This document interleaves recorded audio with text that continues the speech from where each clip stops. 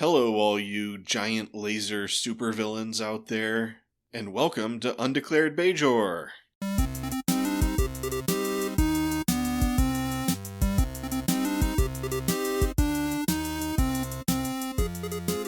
My name is Fletcher. About to say hello is Data. Yo! Today, we're going to discuss and review Star Trek Deep Space Nine, Season 4, Episode 10. Our Man Bashir. Alternate title, Shaken, Not Replicated. Yeah, no, that makes sense. As always, you can expect full spoilers up through this episode being discussed, and a possible small number of spoilers for later in the series, kept to an appropriate minimum. Our Man Bashir originally aired on November 27th, 1995. It was written by Ronald D. Moore, story by Robert Gillen, and directed by Vinrich Kolbe. Only new name there is Robert Gillen, I guess. Yeah, let's see what this guy's about. Bob Gillen. Sounds like Bob Dylan, but he's credited here as Bob Gillen. Was an assistant script coordinator on Deep Space Nine. He wrote the fourth season episode Our Man Bashir. He also worked on Star Trek First Contact as an assistant production associate. After the filming ended on the final episode of the series, Gillen attended the Star Trek Deep Space Nine wrap party. What a... All right. Okay. What a fact. I imagine lots of people who worked on the show went to that party. One would think. This is the only writing credit he has on the show? Apparently, yeah. I'm looking at his IMDb now, and he doesn't even have... there's not even a writer's section on his IMDb. Oh, wait. It was, hidden. This is the only writer's credit of any kind he has on IMDb. I guess he was just a guy on the show, and he said, what if we did James Bond? And Ronald D. Moore was there. He was like, okay. Yeah, so according to this, it says the producers were wary of doing a holodeck malfunction story due to the number of times it had been done on The Next Generation. But writer Bob Gillen's pitch was so unique, using the transporter to store the patterns of the crew in the holodeck matrix, that the producers decided it could make a good episode. Huh. All right. I mean, there's a lot of those for a reason. They tend to be popular episodes. Yeah, but they're like, this is Deep Space Nine. We don't want to be that show. Okay, so recapping this episode. We start off with a bang, or a crash, as a man in an eye patch and a black leather jacket flies through a big decorative glass thing. Except his eye patch is on the side that's away from the camera, so I was like, what's that on his face? Because I couldn't tell it was an eye patch. Anyway, behind him, Bashir stands suavely in a tuxedo, preparing to split a bottle of champagne with a beautiful blonde who has really big earrings. In the reflection of the bottle, he sees Eye Patch Man getting back up, which I thought he was in line of sight of that blonde lady, but either she didn't notice or didn't say anything. Yeah, she doesn't care. Then Bashir spins around and launches the cork at him, stunning the villain once and for all or something. So a lot of the notes on this episode's on the wiki are, this scene is an homage to this James Bond thing. Ah, so sure. For instance, the opening champagne gun scene, a story idea to use the champagne cork to knock out Falcon was Hans Beimler's, is an homage to a scene in Goldfinger just before the opening credits. In the movie, Bond enters the quarters of a beautiful woman who's just gotten out of the bath, spots an assassin in the iris of the woman, then throws the man in the tub and electrocutes him by knocking a heat lamp into it. Much like Bashir's witticism, a lot of kick for a 45 Dom, Bond says, shocking. Right. Positively shocking. I remember that one. Also, Dom Perignon is Bond's preferred champagne in many films. Oh, cool. After introducing himself to the blonde as Bashir, Julian Bashir. There was a note that's like, that's a reference to Bond, James Bond. Mm-hmm. I'm like, I didn't need you to tell me. He goes in for a kiss. Then the room erupts into applause. One-man applause, that is. I was about to say, I don't know that that's erupts exactly. As Garrick, also in a tuxedo, is now standing behind the unconscious man. Bashir gets upset that Garrick intruded on his holosuite game, which is... Apparently it's illegal. It's against the law, I guess. All right, if you say so. I kind of doubt that, but... I was like, whose law? Like, is it Bajoran law? That's like, hey, people are going to be doing private stuff in these holosuites. You can't just bust in there. Maybe it's like they can't search and seize your holosuite program without a warrant or something. Well, yeah, I mean, Garrick's not a cop, though, so... I honestly, this is... Weirdly, I think this is the biggest moment in the show where I'm like, I don't believe that. Where it's like, why... Like it seems out of character to me for Garrick to just show up and invade Bashir's holosuite program, like fully appropriately dressed and ready to go. I'm just like you could have made it so that Bashir invited him or something, but it seems really odd to me that the character we know is just going to stroll in and be like, "Yep, I'm going to be in your holosuite program now."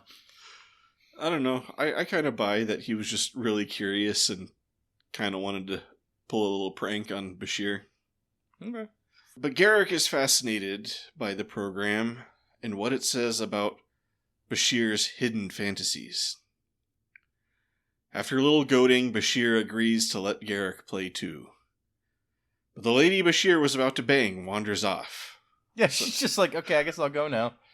So, right before he was about to invite him for a three-way or something. Yeah, as you do. So they just go back to his apartment, which is in Kowloon, even though they were in Paris. So I guess this James Bond game has, like, fast warp. Yeah. And Garrick calls it out, but it's not, Bashir doesn't address it in any way. Right. So they're kind of just hanging a lantern on the ridiculousness of this. Like, this is video game logic, man. Calm down. There, they meet up with Bashir's assistant, Mona Loves It, who has a really big briefcase. Garrick deduces that this is some kind of rich dilettante simulation. Well, yeah, I mean, that would make sense. But Bashir explains the premise of the program as a 60s Cold War spy program not related to or derived from any well-known characters or movie mega franchises. In the future, they've forgotten, except for the guy who wrote this program, that like anything like this ever existed. Oh, okay. So you think like this guy completely reinvented the... No, I think that this guy ripped it off entirely, but no one else remembered James Bond, so he could sell it and not get in trouble. He found some like dusty old James Bond DVDs or something. I mean, really, the James Bond stuff would be well outside of copyright at this point. Probably. Unless there's some sort of like forever Mickey Mouse law or something. I mean, yeah, I guess it could happen. There's the note in here that Ronald D. Moore tried to... Although Ronald D. Moore attempted to avoid directly referencing any of his primary influences, it seems that some names and situations skated a little too close for comfort. After the episode aired, producers got an angry letter from MGM, the studio that holds the right to James Bond, and the quote, although the content of the letter was not revealed, there's this quote that says, apparently MGM didn't find imitation to be the sincerest form of flattery. Well, I don't know what to tell you, MGM. Calm down. Garrick notes that he must have joined the wrong intelligence service. I like how he's like, wait, you're a spy? Like, he's outraged that that all of this stuff is being provided by the government. It's like, my government didn't give me any of this. Right, I didn't get any, like, busty assistance or, like, wet bar with... Okay, this kind of bothered me, which is that Bashir said that Mona Loves It makes a great martini and holds up a martini, but he made that martini himself. So, like, why not just wait for Mona to make you that martini? He really wanted some alcohol. I don't know what he couldn't wait. Then a bizarre series of events happens to get us into the episode's premise, so... It really is running along it, yeah. Here we go. Sisko, O'Brien, Dax, Worf, and Kira are on the Orinoco on their way back from some kind of conference. What kind, where it was, none of this is ever explained. Why the entire senior staff went, except for Bashir. Right. Well, I guess Odo, but... Yeah. They just left Michael Eddington in charge of the station. That wasn't a good idea. Right. Michael Eddington is holding on the fort in ops and welcomes them home. Suddenly O'Brien detects a power surge in the warp core. It's about to blow, and the ejection system is missing. I knew we shouldn't have made that stop at Cousin Gala's moon. They do an emergency beam out in the middle of the transport, the runabout blows up. R.I.P. Orinoco. Yep. And the transporting crew vanish off the pad in a big puff of smoke. We've seen so many people get transported out just ahead of an explosion, and the explosion has never managed to transit along the transporter beam and blow things up in the destination. It was just a split second too early. What can you say? But this breaks the transporter pad or something. But luckily their transport patterns are still in the buffer, although degrading fast. They need to find a place to store the patterns while they fix the transporter. Apparently this takes a lot of memory, especially for the neural signatures. So Eddington tells the computer to find some memory somewhere and shove the patterns in there. This causes all the lights to go out. So this is just another classic, really vague computer command. Yeah, it's like creating Moriarty here. Yeah, which goes haywire. During all this fuss, nobody thinks to call the station doctor. No, I mean, why would you? He can't help with the transporter problem. But okay, so issues I have here. I mean, they don't have O'Brien or anyone good at transporters to save them, but it's like, Scotty stayed alive in a pattern buffer for like 80 years. I feel like the pattern buffer should be able to hold them for more than a minute. Which is like, True. Oh no, their patterns are degrading like immediately. I was like, would they though? But I mean, Scotty's like he's like a genius. That's true. I mean, I'm willing to believe there's some kind of like hold pattern buffer button that Eddington just isn't aware of. Yeah, could be. He's like, oh my gosh, the patterns are degrading. What do we do? But I think the big issue I have here is with Federation like safety standards. I find it really hard to believe that every transporter is not equipped with some sort of like huge external hard drive just to store things in case, like just to store this information in case something goes wrong. Uh-huh. Because it's like, oh no, the whole computer doesn't have enough memory for what we need. And I'm like, they would have taken into account the need to possibly store, like the need to have enough memory on hand to potentially store something like this. Yeah, I think we can just chalk this all up to Eddington's incompetence. Okay, yeah, sure. Eddington just didn't know any better. Okay, I buy that. It's like he could have easily saved them with the backup command, but he didn't know about it. Meanwhile, in the Kowloon apartment of super spy Julian Bashir, Garrick is trying on a snazzy turtleneck sport coat combo when a noise comes from behind the bar. He doesn't like the collar, though. Right. I always forget until he actually talks about like clothing. Then I'm like, oh, right, he's a tailor. Right. So he has strong opinions about this kind of thing. He's like, I don't know. Yeah, he was looking at that with the tailor's eye, for sure. Turtlenecks aren't comfortable on my neck ridges. Can we not do this? Yes. These were not designed for Cardassians. Mm. Bashir pushes a button, and the bar spins around to reveal a bed containing Kira. Or is it? She now speaks with a Russian accent and seems way too committed to her role of KGB agent Colonel Kamadanov. I mean, we know how much Kira hates holosuites, so there's no way she's this into the role. Yep. There's a great quote in here with Nana Visitor saying this is one of her favorite Deep Space Nine episodes. She says, "It was so much fun. That show was a joy to do. How many times, is it a necessity to do a bad Russian accent? I was in heaven. It was ideal for me. And to come out of a wall in a round bed, it just doesn't get better than that." I love how much stuff hidden behind walls is in this episode. Yep. Just like it keeps getting more and more ridiculous. I think that is like a 60s aesthetic thing. To hide things behind rotating or other type things. So you're saying people in the 60s really had like big sex beds behind their wet bars and stuff? Well, I don't know exactly like that, but I mean like opening up a thing to reveal like the hidden bar or like a Murphy bed or something. I feel like that was a thing. Okay, maybe, yeah. Bashir tries to freeze program, but the computer won't let him. So he calls ops and gets caught up with the transporter situation. They figure out that the computer must have decided to hold the transporter patterns in the holosuite.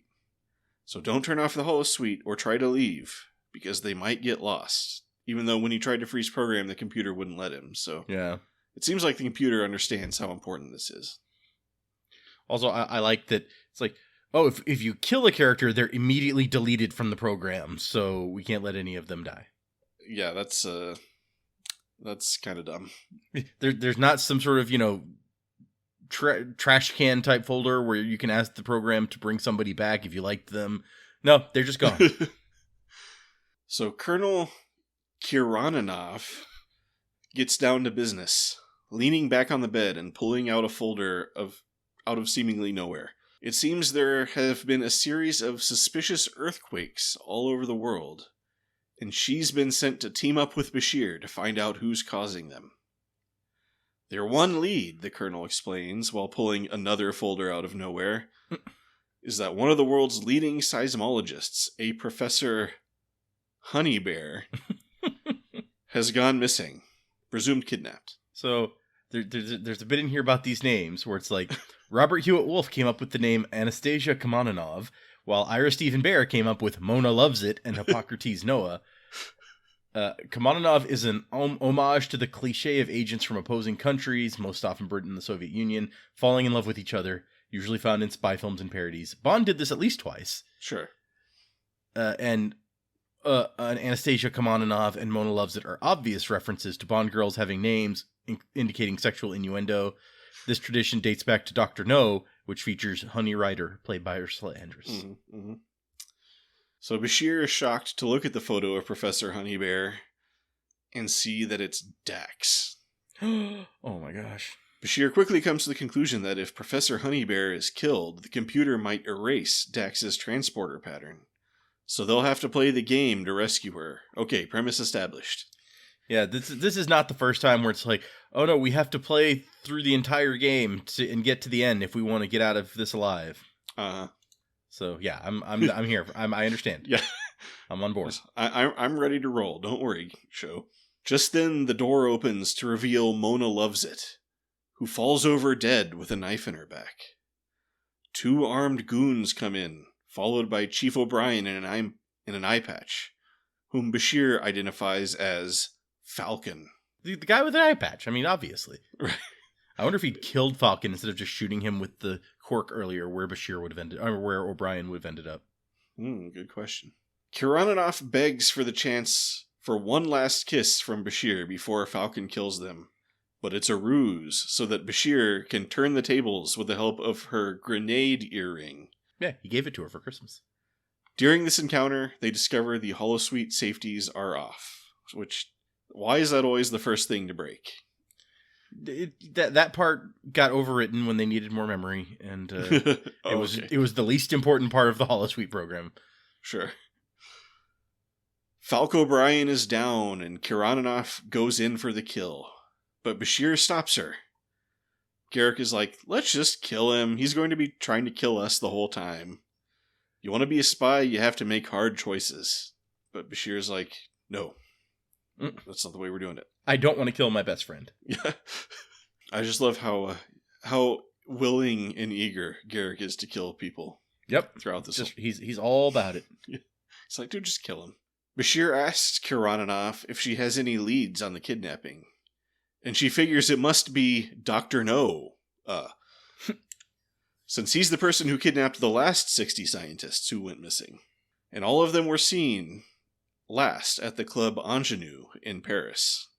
Which luckily is just a hop, skip, and a jump away from Kowloon, as we already established. Yeah, I mean, we were just there a minute ago. Why not go right back? Which, this is the exact same club he was in at the beginning of the episode, right? I thought, wasn't he in a hotel room or something at the beginning of the episode? I don't remember. I don't know. It looked like it had that same big glass thing in it, so. Oh, but there is a thing about this hotel that they go to. Let me see if I can find that bit. Okay. So, like, this episode overall cost a lot, partly because of the complexity of it. I mean, there's like a bunch of new sets, obviously, and they're pretty elaborate sets at that. And in addition to that, this took, I think it says the longest. Yeah, most Deep Space Nine episodes are shot in 7 days. Sometimes, every once in a while, one takes 8. This one took 9. Ooh. And the longest production for a single episode ever, up to this point at least. The main reason being the elaborate stunts that took time to set up and reshoot. And to reset up and reshoot after a take. And a bunch of complex sets, many of which presented their own unique problems. For instance, later on, when we see the Himalayan mountains backdrop, when the backdrop first came back, there was no snow on the mountains. And so they had to send it back when they were just about to shoot to like, hey, put snow on this. So Vinrich Kolbe is quoted here. A $50,000 set cost $75,000 because there was $25,000 worth of overtime and weekend work on this shoot. Huh. So, but about this scene specifically, the costumer is talking about like how they had such a great time doing this because they came up with all of these really amazing like costume stuff to create like this international jet setter high roller sort of feel to the background characters. Lots of furs, lots of actually pretty expensive costumes to rent. Mm-hmm. And it looked really amazing. The men and the women, they were like African potentates and all sorts of people in the background of this casino set, except that in the actual episode, you don't see any of them really. She says they're sort of fuzzed out. You could see some of them if you look closely in the background, but yeah, almost none of it ends up on screen. Aw. So Rom opens up the holosuite computer for Odo, Eddington, and Quark, and it's a little bit of a mess. Yeah. It's like made of spatulas and stuff. A spatula is a perfect conductor for, plasma? Yeah. Whatever it was. Yeah, whatever. Okay, but also, do note the giant Federation panel in the holodeck system. I noticed that. I was like, did Rom steal that from somewhere? Or where did that come from? But then later, it's like, oh wait, my holosuites aren't designed to interface with Federation technology. I'm like, what are you talking about? Look! There was whatever. That's a good point. I hope somebody got fired for that blunder. You know, the thing about this episode is you can't really call out anything in the holosuite story because it's supposed to be ridiculous. Right. Like, it's hard to point out anything in that and be like, oh, look how dumb that is, because yes, it's supposed to. So I have to nitpick about the other part of the episode as much as possible. Well, I mean, we have Eddington, Quark, Rom, and Odo doing all these repairs. Yep. So genius. It's like if O'Brien was here, he would have had it solved in 2 seconds. Also, I guess O'Brien has no engineering crew that can help out with, like, we have to go to Rom and Quark. Right. This also mentions that if you look when they mention the spatula, there's also a pot strainer in there. So he uses a lot of kitchen things in his... Yeah, like, where is O'Brien's crew? It seems like we don't see O'Brien's crew very much. We don't. Recently. O'Brien is, like, single-handedly running this station at this point. I guess we saw a couple of them in that one episode, because we were talking about the one guy who comes back in a later episode. Oh, sure. On the Defiant. Yeah, on the Defiant. Maybe they've all been assigned to the Defiant, and there's nobody left in Deep Space Nine. They're not allowed to leave. So, excuse me, I'm on the Defiant engineering crew. I can't do this job. So they find that the holosuite has stored the physical patterns, but not the neural patterns. Because you have to store those at the quantum level. Right. And Quark, for some reason, figures those must be stored in all the rest of the computer memory on the station. I don't know why Quark was the one to figure that out, but I guess they needed to give him a certain number of lines or something. I don't know. We need somebody. Back at Club Ingenue, Bashir, Kirananov, and Garrick meet up with Dr. Noah's associate, Duchamp. Or should I say, Worfchamp? I don't know. Should you? Maybe. I think I should. The character of Duchamp is an homage/parody of Le Chiffre, the villain from the first Bond novel Casino Royale. Both sport the same style of clothing, a French name, and a lust for playing cards. Also, Worf as Duchamp uses a stun gas concealed in a cigar, which is an homage to Anya Amasova in The Spy Who Loved Me, who disables Bond in the exact same fashion, except with a cigarette. So we are really just taking stuff wholesale. Nice.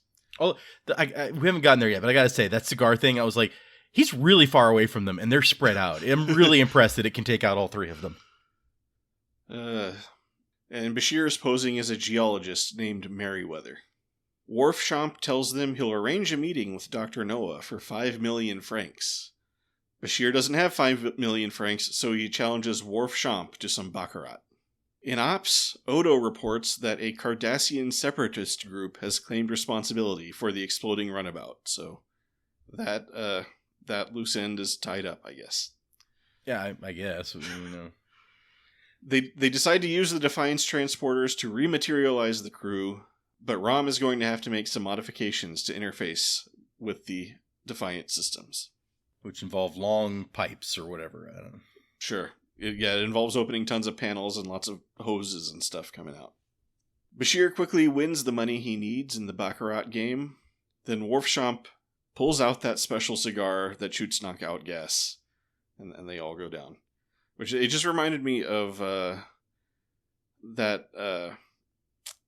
Prisoner episode of The Simpsons. Yep. When every single thing had knockout gas in it. Yep, he keeps getting gassed. They bring him a big ice cream sundae and it has tons of pills and needles all over it. Yeah, it's just the hypodermic sticking out, and he's like, okay. So our three heroes wake up in the library of some kind of mountain chateau and are quickly greeted by Dr. Noah, played by Sisko. Bashir recognizes their location as the side of Mount Everest. Which, good eye. About 22,000 feet up, give or take.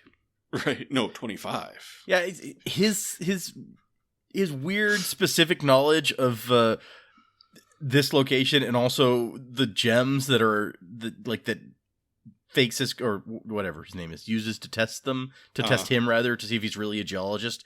It's really impressive. I don't know how he did that. I mean, I wonder if maybe every mission comes with a little prep book, yeah. In this one you'll be pretending to be a geologist, so learn these geology facts or something. I don't know. That's just completely my headcanon out of nowhere. I do have to say though, Hippocrates Noah is a great villain name, and not only do you get to play on Dr. No, but with his flood plan you're playing on Noah, and he's Hippocrates. There's just all sorts of good angles to that name. I think it was a genius name. Right. It took me a really long time to figure out the Noah connection. So Dr. Noah begins his evil plan presentation, starting by opening an enormous fake wall with a map behind it. Yep. And Professor Honeydax, who apparently wasn't kidnapped after all. She's just working for him. Dr. Noah explains his plan to use giant lasers to tunnel down to the Earth's mantle, releasing magma, which will deflate the surface of the Earth like a balloon. Yep. Flooding everything with water, except apparently Mount Everest. Well, the top of Mount Everest, yeah. Sure, okay. Which will be repopulated with Dr. Noah's perfect human race. I mean, I don't know how they're going to farm 25,000 feet up on Mount Everest to survive or whatever, but I guess, well, that's on them. With the sea level that much higher, I guess the climate of the mountain will change or something. You think? Yeah, maybe. I mean, I think that there's just not a lot of oxygen up there, so But wouldn't the rising sea level push the oxygen up? Would it? I don't know. I have no idea how this would work, actually. Well, I mean, the entire plan is ludicrous, so... Well, yeah, that's fair. I was like, wouldn't the world be flooded with lava, not water? No, the water will put out the lava, obviously. And the lava will sink to the bottom of the water? Yeah, or some... yeah, I don't know. I like the note in here is another obvious homage to Bond is that Noah explains his plan in great detail shortly before he plans to kill Bashir. Right. Bond villains have a tendency to do this. He has a big, audio-visual presentation all ready to go. He does. I mean, I assume that he's given this presentation to the other scientists that he's talked over to his side or whatever. Sure. The first guy he hired was a professional presentation guy. Yeah. It's the world's foremost multimedia presentation expert has gone missing after meeting Dr. Noah at Club Ingenue.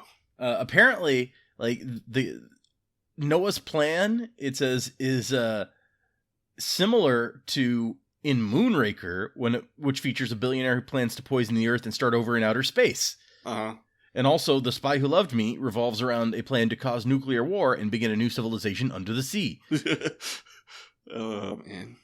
It's also very similar to Kingsman, The Secret Service. Oh, that's true. That was after this, though. Yeah. Except there's no anal sex at the end. Also, good moment to note this now that we've met Noah. The weapons in the episode. Bashir uses a Walther PPK as his weapon, the signature weapon of James Bond. Sure. The episode features several period-correct firearms, including Bashir's blue steel Walther PPK, which he brandishes but never fires, the henchman's Walther P38s, which was a popular handgun in TV shows and movies of that period, and Falcon's actually quite historically accurate high-standard HDM, a .22 caliber automatic, which was frequently equipped with an integral suppressor, though Falcon's is not, and often used in assassinations. The least historically accurate is Dr. Noah's PPK, which is made from stainless steel, something not done before the 1980s. Oh my god, what a blunder. But I mean, again, this is a holosuite program. Right, yeah. So all blunders can be attributed to the creator of the program. Well, and it's like that Futurama episode where when stuff happened 1,000 years ago, the 20 years doesn't make that much difference, right. And that's why Einstein and Hammurabi can disco dance together. It's like only the most insane nerds watch like a Roman epic and notice that they're wearing the wrong period armor. Yeah. Or something like that. Which I have seen that kind of stuff before. But also Dr. Noah reveals that Falcon is working for him. And then presumably he also knows that Dr. Merriweather is actually Super Agent Julian Bashir.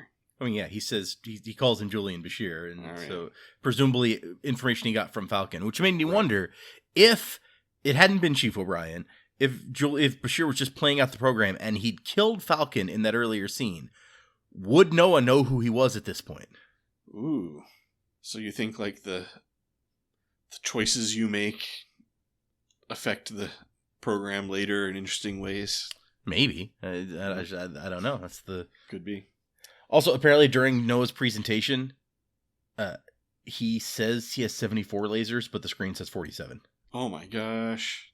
So Dr. Noah ties Garrick and Bashir to one of the giant lasers. Yep. But keeps Kiranin off for reproductive purposes. Yeah, that's not creepy. He flips a switch and begins a 5-minute countdown, then walks out. In true supervillain fashion. Yeah, never stay to see.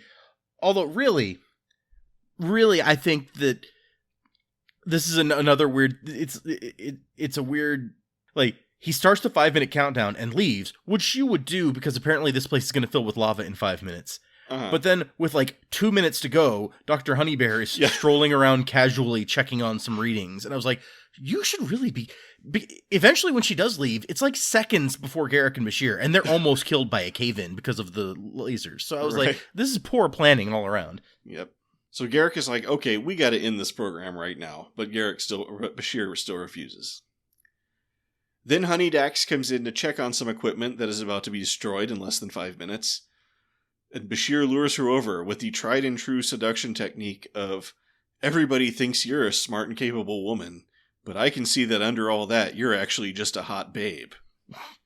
You should take off your glasses and let down your hair. Then you'd be really hot. So she gives him a kiss and slips him a key or something, and Bashir and Garrick escape just in time. I do like his kiss the girl, get the key. They never taught me that in the Obsidian Order. Exactly. I mean, this is pretty basic stuff, Garrick. Come on. Yeah. Then Bashir explains that these programs always end with one girl dying and him banging the other one. Yep. So they have to go back up to Dr. Noah's lair to make sure that doesn't happen. He pulls out a little gun thing out of his shoe and puts it together. And then Garrick is like, oh my god, fuck this so hard. And gives Bashir a speech about how real spies have to know when to walk away. And then Bashir is like, are you mad that I play a game of your job? He probably kind of is. But, yeah. I mean, Garrick has a good point. that, why risk dying when you don't have to? Like, we could just leave. That might be a risk to them. We don't know what it would do, but, not dying for us would be good. So, sure. But on the other end of that, I was sitting here thinking, well, Garrick, nobody's making you go up there with him. Like, if you stay right here, then no one will kill you. And that's what I was thinking. It was like, why didn't Garrick just stay behind at the nice Kowloon apartment and just spend the whole time drinking martinis or whatever? I mean, at this point, he couldn't do that because if the world floods, then he would die. But he could stay in a room in this mountaintop facility and just hang out, not risk getting shot or anything, and let Bashir do whatever he's going to do. And then he could just wait things out and see where it goes. But true. After Bashir shoots him, he's like, okay, I'm in, let's go. Yeah, that's a good point. It's like, hey, do you have a bar around here or something? Yeah. I think I could go for a good whiskey smash. But yeah, Garrick calls the computer in the program, but Bashir pulls the gun on him. And then Garrick calls his bluff, and then Bashir shoots him. But it's just a flesh wound. But Garrick is impressed and is like, okay, I'm in. And you got the classic, man, I'm glad that you weren't trying to kill me, actually trying to kill me or whatever. And Bashir's like, how do you know I wasn't? So they run into Noah's lair and grab Falcon's gun. They just run in, and Garrick is like, yoink.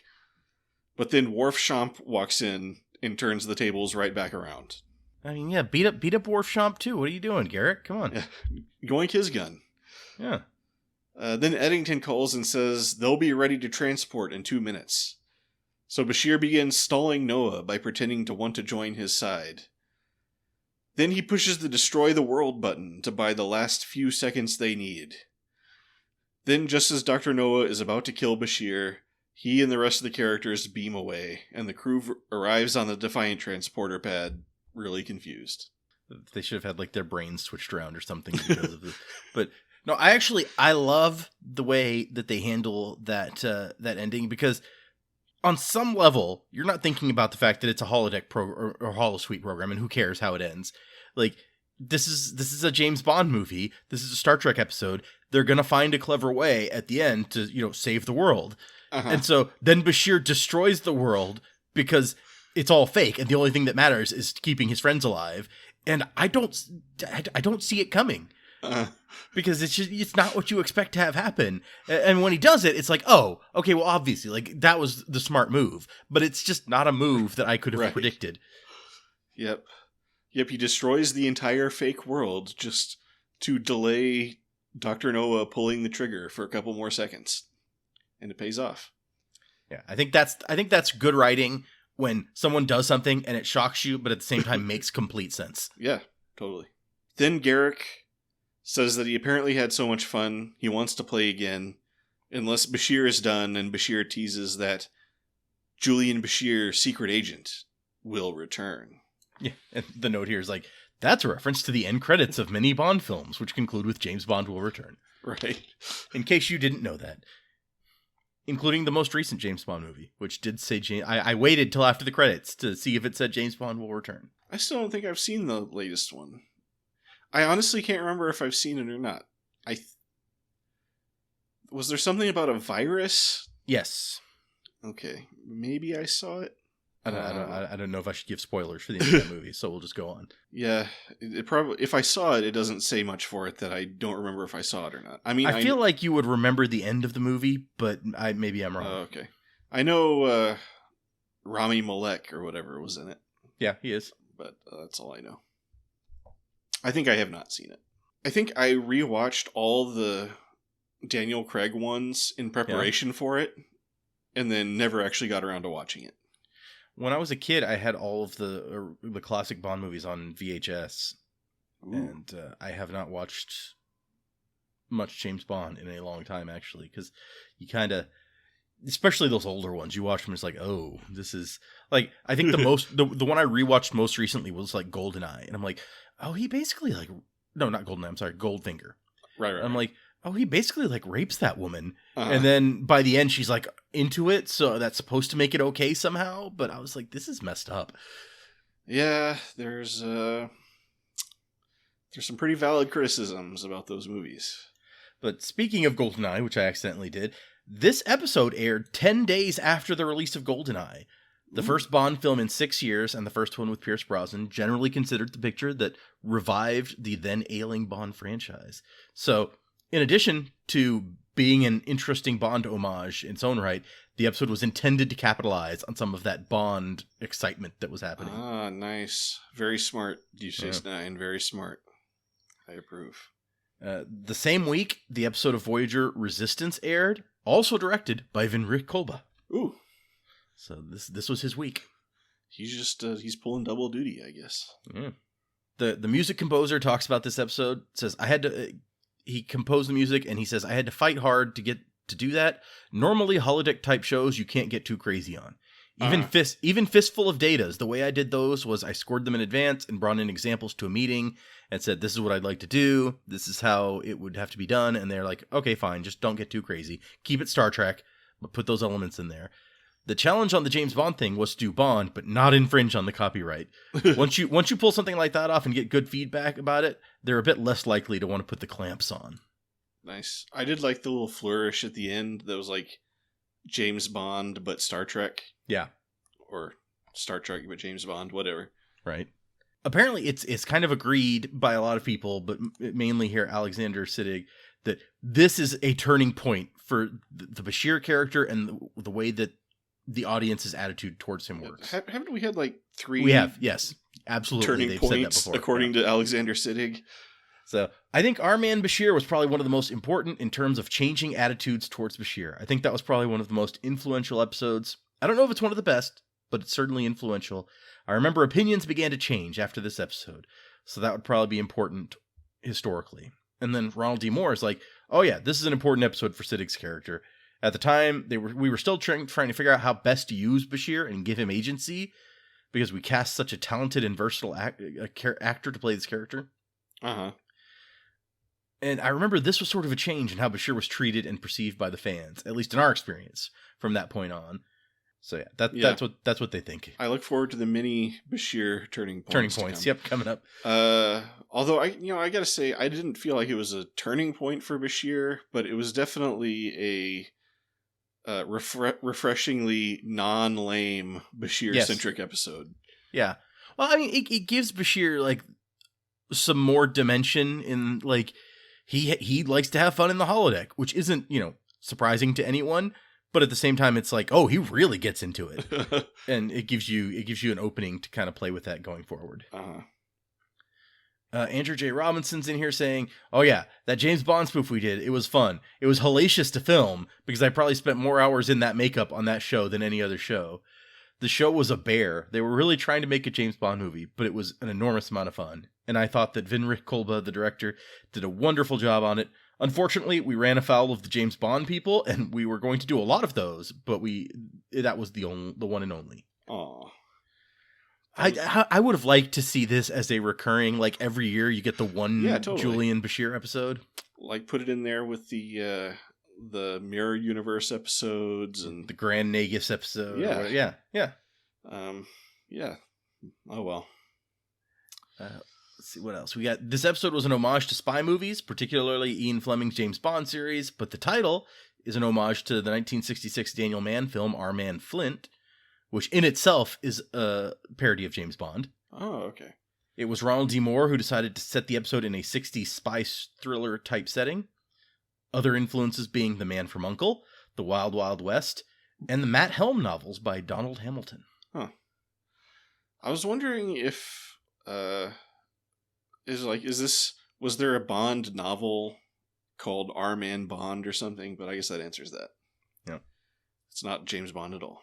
And the one other note in here is that Alexander Siddig and Nana Visitor had become romantically involved by the time of this episode's filming. Okay. So maybe they got into those making out scenes. I don't know. Yeah. Good gossip. Good behind the scenes gossip. Okay, so where is Jake? Yep, Jake's gone again. Like, shouldn't he be super worried about his dad being trapped in the transporter? I mean, he didn't even know his dad was back yet from his conference, so probably just nobody told him. He's probably like in the holosuite next door, just like playing baseball or something. I mean, honestly, this is almost like real time because we're seeing almost the entirety of like the holodeck program that they're going through. So it probably, I mean, like this whole crazy whatever took like an hour or two. Yeah, I guess that's true. Unless they actually did have to sit on a plane to go back to Paris, which seems unlikely. Yeah, no, they totally like, fast traveled there. So I wonder in holodeck terms, if the safeties were working, how it would handle this thing where it's like the character knocks you unconscious and then you wake up in this new place several hours later. Like, do you get knocked unconscious because it's not actually hurting you? Because that seems like it might be a bad idea to let the characters knock you unconscious. Yeah, when they got knocked out, I was really curious about that. Like, because I assume the program would just like do an effect and then transport you to the new location. Yeah, that would make sense. Which maybe that's what we're meant to. Maybe that's what really happened. Also, I don't know. Maybe.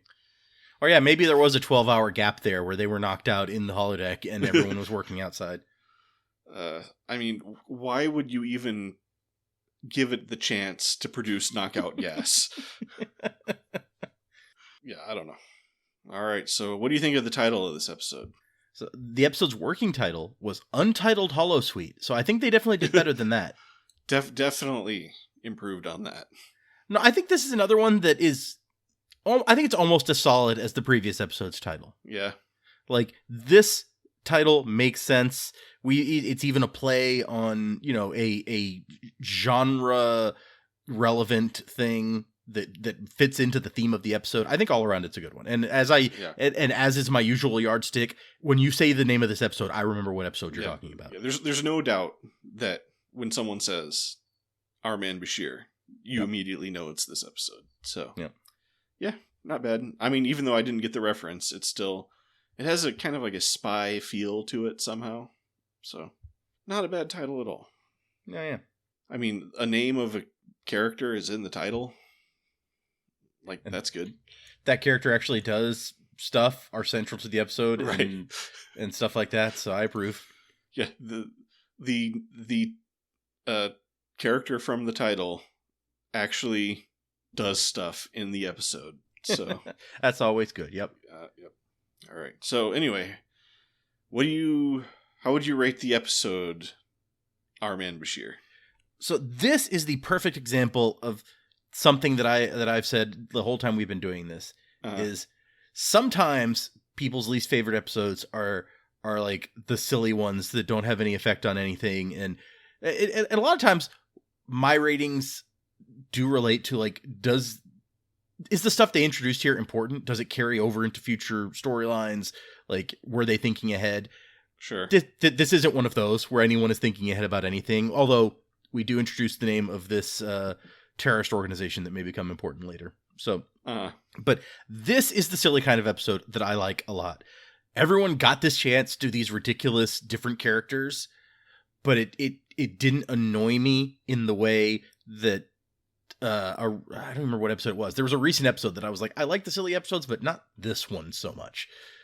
What was that? I don't know. Whatever. Doesn't really matter. Anyway, I thoroughly enjoy this episode. This is one that's silly and crazy and lets people do weird stuff, but in a really fun and enjoyable way for me. So I'm actually going to go like full commander on this one. This is an episode that I like a lot and will rewatch anytime, basically. Sure. I will say, though, I don't think Worf really gets to play a different character. Duchamp, it does not seem very different from Worf in any of the ways that he's acting. I guess maybe Worf doesn't like Baccarat, but... Other than that, yeah, that's true. He's his alternate character doesn't get a lot of fun stuff to do, but Dax also doesn't get much. I think that she makes probably the most of what they gave her. O'Brien's like I would believe that O'Brien was still O'Brien and just having fun with the role, and he would have acted exactly the same way that he does in this episode. But on the other hand, like Avery Brooks and Nana Visitor, they are like having the time of their lives, just Right. going to town on these parts, and I think it shows through. Like Avery Brooks is Right. he's like chewing scenery so hard, and I loved it, and I feel like he loved it. Yeah, So he's doing his like shtick he always does when he doesn't have to just be the captain.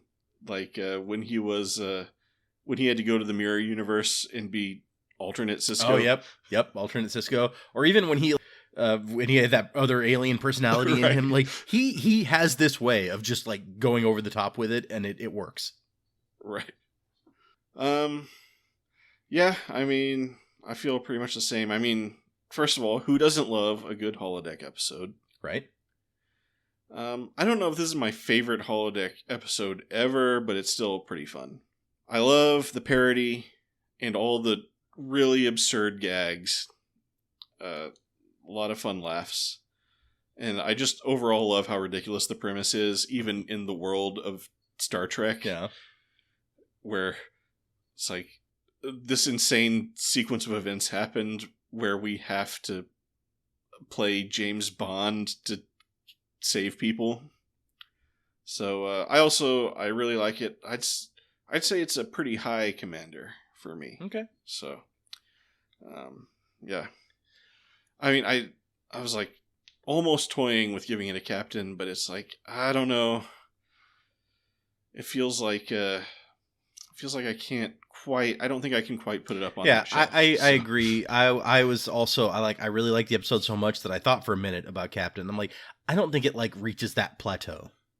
Right. Yeah. I mean, it was like it was a blast, but it like didn't blow me away necessarily. So, but yeah, great episode. Now I'm looking up a list of holodeck episodes to see. So what do we get? We got. I like. There's a couple of original series things on here that's like. Original series episode Shore Leave. Planet somewhat resembles a holodeck. Well, so what do we got? We got The Big Goodbye, the Dixon Hill holodeck thing. Sure. We got Elementary, My Dear Data. Uh-huh. We got in Booby Trap, because LaForge uses the Brahms, Leah Brahms holodeck program extensively. Oh, sure. Yeah. A Matter of Perspective, where Riker's accused of murdering a scientist, and we spend the entire episode recreating that on the holodeck. I mean, when I think holodeck episode, I think holodeck malfunction episode. Well, yeah, like one of these is Riker Imperfect, where it's like Riker involved in a holoception episode is how this person describes it. But that's still not like a holodeck malfunction. Fistful of Data, so that's the classic. Yeah, definitely. Ship in a Bottle is Moriarty again. According to this list, after this it'll be season 6 before we get another like holodeck sort of episode on this show. Huh. And then there's a few in Voyager as well. I think yeah. they got less scared of going back to that well on Voyager. Right. Yeah.